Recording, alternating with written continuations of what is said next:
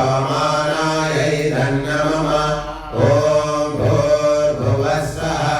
अग्निर्वृषे पवमाना वाञ्छजन्या पुरोहितः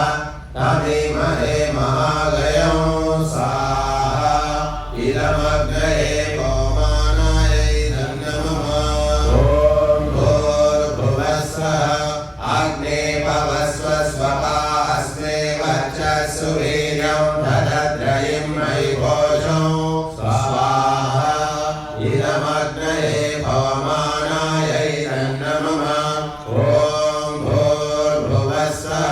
प्रजापतेन त्वदेतान्यो विश्वाधातानि परिता बभूव यत्कामास्ये धूमस्तन्नो अस्तु भयं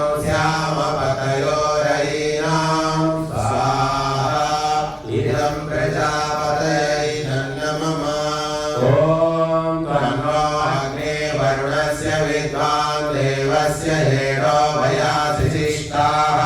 यदिष्टो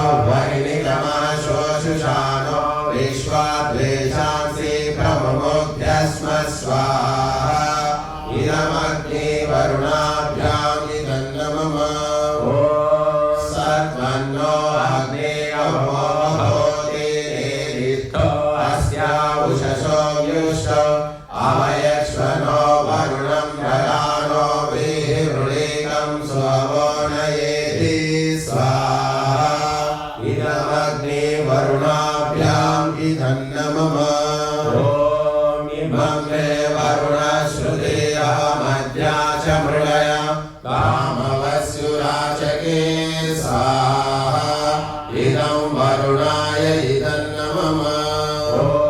तत्त्वायामि ब्रह्मणा वन्दमान सदा शास्त्रे यजमानो हविर्भिः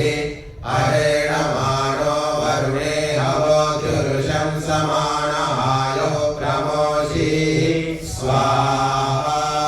इदं वरुणाय नमः ॐ ये ते शतं वरुणये सहस्रं यज्ञियाः भाषा विदता महान्तः तेभिर्नो अद्य सवितोत विष्णुर्भिः